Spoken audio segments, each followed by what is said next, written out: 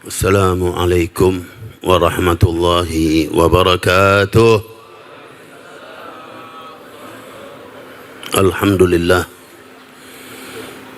hamdan katsiran tayyiban mubarakan hamdan yuwafi ni'amahu yukafi'u mazidah. Ya Rabbana lakal hamdu kama yanbaghi li jalali wajhika wa li 'azimi sultanik. سبحانك لا نحصي ثناء عليك أنت كما أثنيت على نفسك فلك الحمد حتى ترضى ولك الحمد إذا رضيت ولك الحمد بعد الرضا ولك الحمد دائما أبدا. أشهد أن لا إله إلا الله وحده لا شريك له وأشهد أن سيدنا ومولانا محمدا عبده ورسوله. اللهم فصل وسلم على سيدنا محمد الفاتح لما أغلق والخاتم لما سبق ناصر الحق بالحق والهادي إلى صراطك المستقيم وعلى آله وصحبه حق قدره ومقداره العظيم. قال الله سبحانه وتعالى في كتابه العزيز: لقد من الله على المؤمنين إذ بعث فيهم رسولا منهم يتلو عليهم آياته ويزكيهم ويعلمهم الكتاب والحكمة وإن كانوا من قبل لفي ضلال مبين. معاشر الحبايب الكرام، معاشر العلماء الأنزاء، معاشر الأساتذة الفضلاء، معاشر الحجاج، معاشر الحاضرين والحاضرات رحمكم الله، وبالخصوص صاحب المجلس الحبيب رضا بن علي بن يحيى ونجله حبيب نبيل بن رضا بن يحيى حفظهم الله ورعاهم وبلغ ما أملوا من خير الدنيا والآخرة.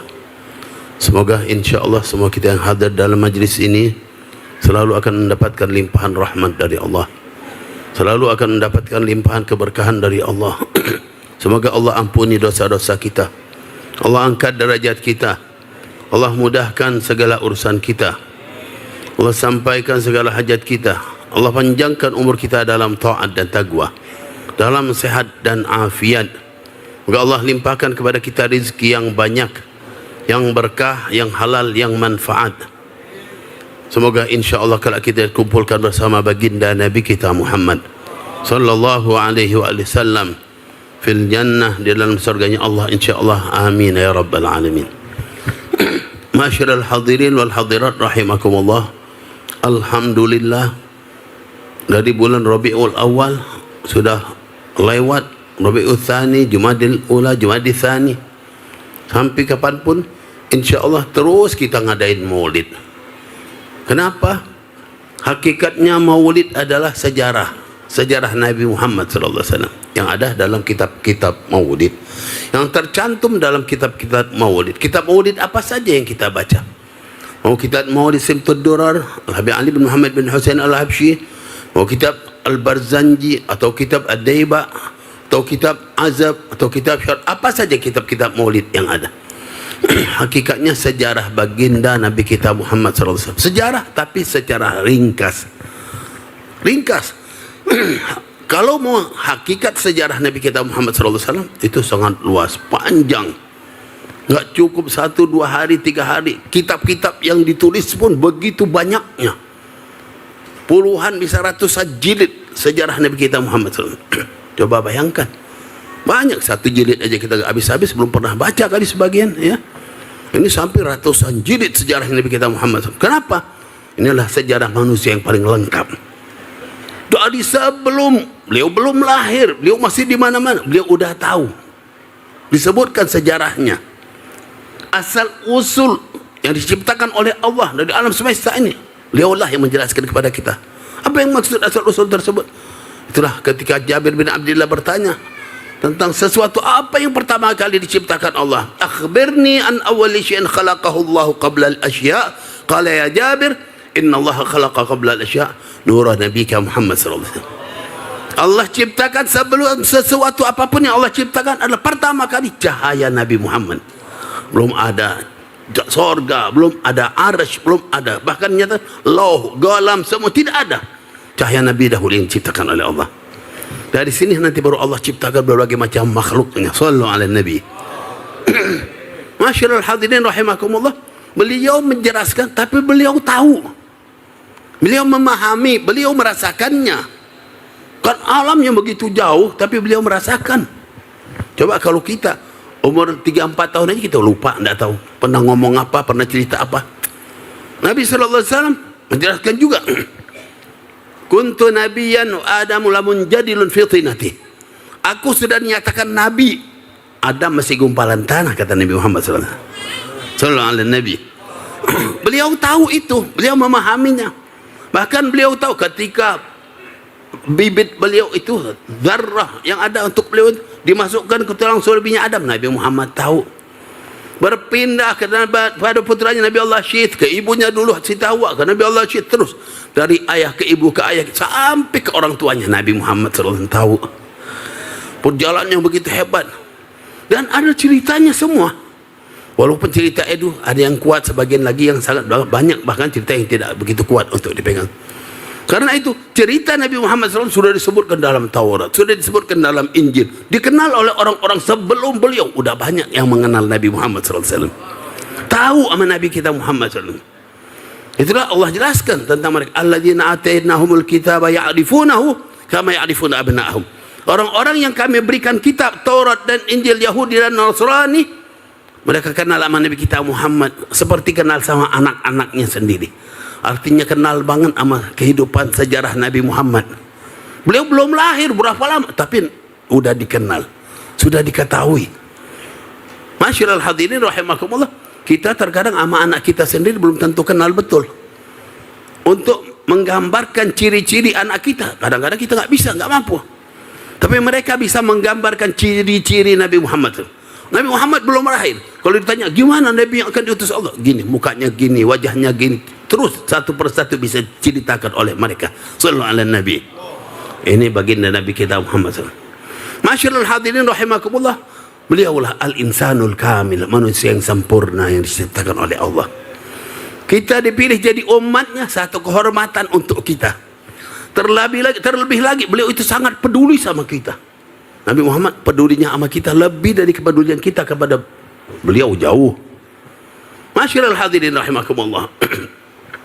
Gambaran tentang kepedulian beliau di masa hidupnya, terlalu umatnya dipertanyakan, ummati gimana umatku, terus ada perintah, ada hukum. Beliau sangat peduli sama umat, takut kalau umat ini terjerumus, umat ini binasa, umat ini dalam kedurhakaan, ditakuti. Beliau benar-benar jadi pikiran beliau.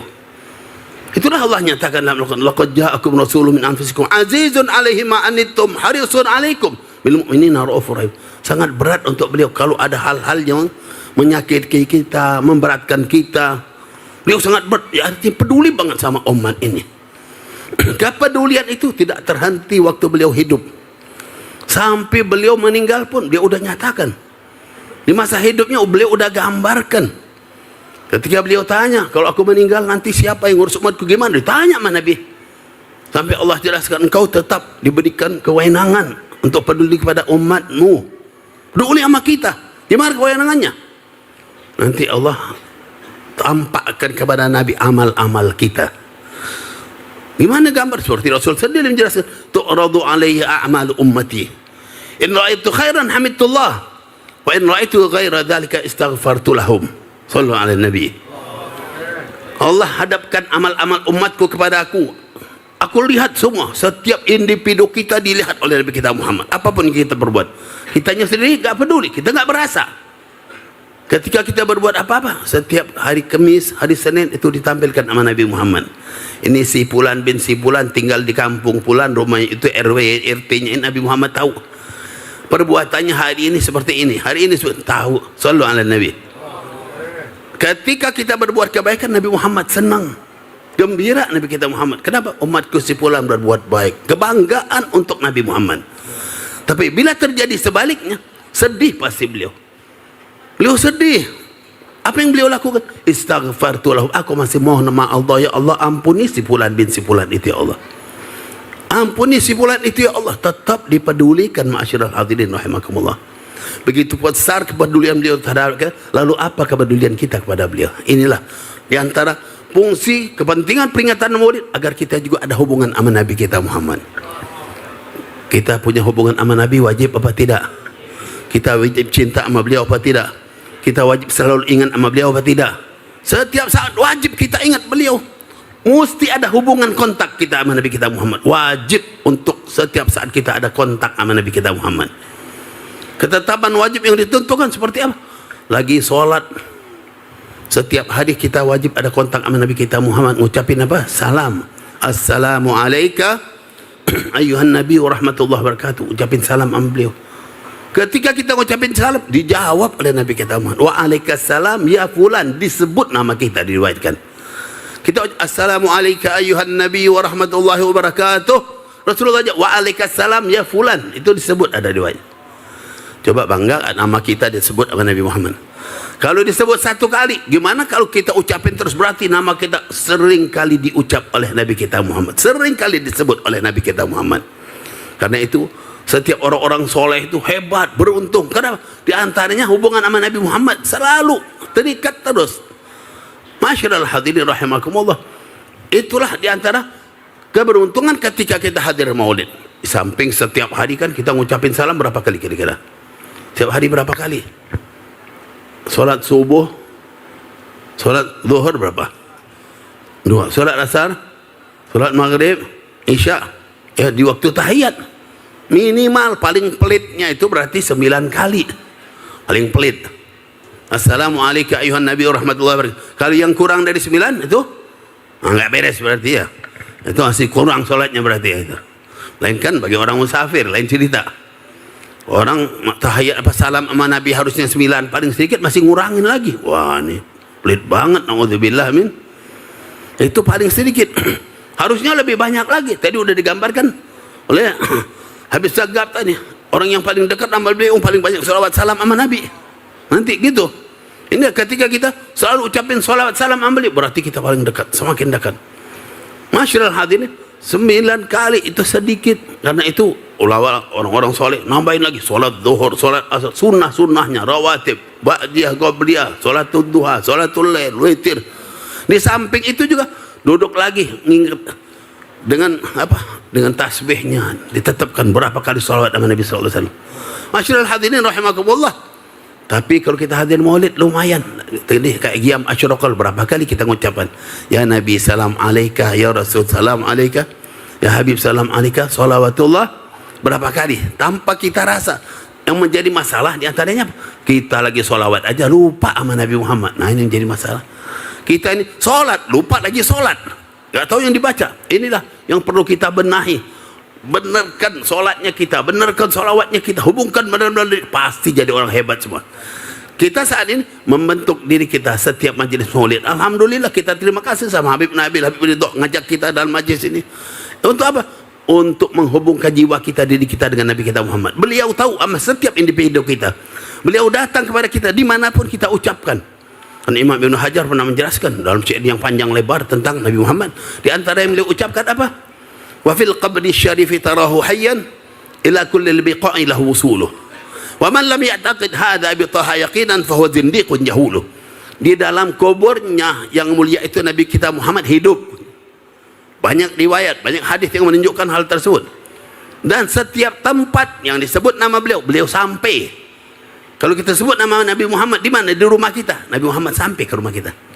Semakin sering kita sebut di rumah kita, semakin sering Nabi Muhammad berada di rumah kita.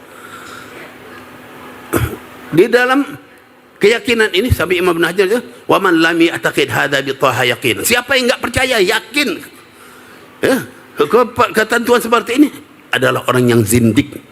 Zindik orang ateis, orang yang pegangan sama agama berarti. Ini yang jelas oleh Ibnu Hajar. Ma'asyiral hadirin, inilah alhamdulillah kita dikumpulkan dalam majelis maulid ini ya.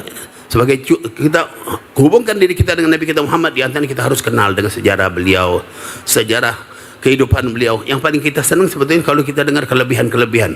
Yang penting ada hubungan membawa kita untuk cinta. Sebagai penutup saya bawakan cerita saja. Sebagai penutup ya. Rasulullah sallallahu alaihi wasallam pernah suatu hari didatangi oleh orang Ansor. orang Ansor Badui, ya, orang Ansor, orang kota Madinah. Dia memiliki seekor onta. Ontanya ngamuk. Kalau onta ngamuk itu sulit untuk dikendalikan, kan ya. Syadidul intiqam sifatnya onta, pendendam onta itu. Dia punya onta dua gitu, ngamuk, sulit dikendalikan. Akhirnya dia masukkan di dalam kandang, di dalam kebun kormanya, dia kunci. Ya, dia kunci. Subhanallah. Akhirnya dia bingung, gimana mau ngatasi ontanya ini? Sudah tahu sifatnya onta. Mikir siapa yang bisa bantuin. Di hatinya cuma ingat Nabi Muhammad SAW. Ya, datang sama Nabi SAW. Kira-kira pantas gak? Kalau ada kerbau ngamuk, kita datang sama Pak Lurah atau sama siapa, pantas? Atau sama Habib Nabil, onta saya apa? Kerbau saya ngamuk, gimana minta tolong? Pantas gak kira-kira? Ya. Atau sama Habib Ridho, wah tambah lihat. Ini sama Nabi SAW minta urusan, ontanya lagi ngamuk. Datang sama Nabi. Datang. Ya, cuma diharapkan cuma di situ. Bingung siapa yang bisa ngurusin ini? Sebetulnya masa urusan Nabi onta ngamuk, ya? Ya datang sama Nabi. Ketemu Nabi SAW, kata Nabi, ada perlu apa ya? Dia ceritakan, ontanya lagi ngamuk ya Rasulullah. Aku minta tolong. Masya Allah. Di mana kata Rasul? Datang, diajak. Ayo kita Rasul. Diajak oleh Rasul. Pergi lihatin ontanya.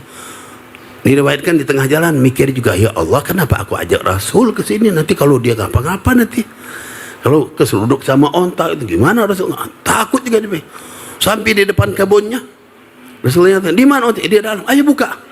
Ya Rasulullah, aku takut engkau diseruduk. Ya, kenapa engkau ngomong dari tadi ya? Maksudnya baru ngomong sekarang. Ya. Kata Rasul, buka sekarang, buka. Dibuka, Rasulullah masuk. Rasulullah jalan terus. Dari kejauhan onta yang sedang merontah ngamuk ke sana kemari. Rasulullah jalan. Tiba-tiba onta itu balik, belok, menghadap wajahnya Rasul, langsung menunduk onta itu. Sallallahu alaihi Nabi. Tahu kenal sama Nabi Muhammad SAW. Onta aja kenal, kita masa enggak kenal, ya. Datang menghampiri Rasul. Nunduk datang di hadapan Rasul, sama Rasul dia pegang kupingnya. Istilahnya ditanya, kenapa kamu ngamuk-ngamuk? Kenapa marah-marah? Ya, kalau Nabi Allah Sulaiman bisa ngomong sama hewan, Rasulullah lebih lagi. Apa aja, dia Sayyidul Mursalin, pimpinan. Cuma nggak disebut lagi untuk Rasul. Rasul itu ngomong, udah semuanya banyak nanti sejarahnya Nabi. Kalau kita sering baca sejarah, tahu katanya. Nanti kita tahu apa yang ada pada baginda Nabi SAW. Jadi sama Rasul ditanya, kenapa ngamuk-ngamuk? Dijelasin sama si onta, ya Rasulullah, aku memang milik seorang Ansor ini dari kecil. Aku jadi miliknya. Aku tumbuh dengannya. Aku dipelihara, dikasih makan. Sudah aku mulai besar, aku disuruh kerja. Pekerjaan yang cukup berat aku lakukan. Dan terus demikian. Tapi dia suka lalai ngasih makan. Ya Rasulullah, kalau urusan makan suka lalai. Di samping itu jatahnya juga suka kurang. Karena itu tiba-tiba sekarang aku sudah tidak mampu, dia mau sembelih aku ya Rasulullah kan. Karena itu aku nggak terima, aku ngamuk kan. Onta aja nggak terima, gimana orang suruh kerja dia? Suruh kerja terus, ya gajinya nggak peduli, makannya nggak diperhatikan, ya. Onta nggak terima. Ya di sini juga sudah mulai nuntut semuanya. Ini duduk dari tadi, ya. Jatahnya belum ini. Jadi katanya lapor sama Rasul. Kata Rasul, dikasih tahu sama siapa si pemilik tadi Ansori. Dia ngadu pada aku, ngomong begitu. Kata Ansori, benar ya Rasulullah, aku lalai untuk mempedulikan makan dan minumnya. Aku pakai terus karena dia udah tua kan, sudah nggak banyak manfaat. Karena itu aku niat untuk aku sembelih ya Rasulullah. Jadi kata Rasulullah, sudah nih. Dia nyata, ya Rasulullah. Orang itu balik bertanya, apa yang harus aku lakukan? Kata Rasul, kan ini milik kamu, terserah kamu. Katanya, akhirnya orang Ansor itu bilang, ya Rasulullah, kalau demikian ini aku serahkan untukmu ya Rasulullah sallallahu alaihi Nabi. Kira-kira dapat onta sana enggak? Berapa? Satu ekor sapi berapa harganya gitu ya? Ngurusin sapi dapat sapi, lumayan kan? Tapi kira-kira kalau kita dapat untuk apa? Mikirin harganya itu kita ya. Bagaimana dengan baginda Nabi sallallahu alaihi wasallam? Waktu dia dapat itu, dia nyatakan, "Idzan li fuqara'il Madinah." Kalau gitu untuk fakir miskin di kota Madinah. Diriwayatkan disembelih, dibagi-bagi dagingnya untuk orang kota Madinah. Sallallahu alaihi Nabi. Begitu Nabi kita Muhammad SAW sangat peduli sama kita, sama umat semua. Kadang-kadang beliau lapar, beliau nggak peduli sama diri yang lapar, tapi orang dulu yang makan. Masyaallah hadirin, memang udah waktunya. Ya, jadi saya nggak mungkin panjang lebar lagi. Semoga insya Allah manfaat, berkat. Semoga Allah hidupkan hati kita selalu kontak dengan baginda Nabi kita Muhammad hingga kita selamat dunia dan akhirat. Allah berkahi Habib Ridha, Habib Nabil, semoga insyaallah majlis terus berkepanjangan, berkelanjutan sampai akhir kehidupan dunia insyaallah, hingga memberikan manfaat dunia dan manfaat akhirat untuk kita semua. Amin ya rabbal alamin. Hadza ma aqulu lakum. Wassalamualaikum warahmatullahi wabarakatuh.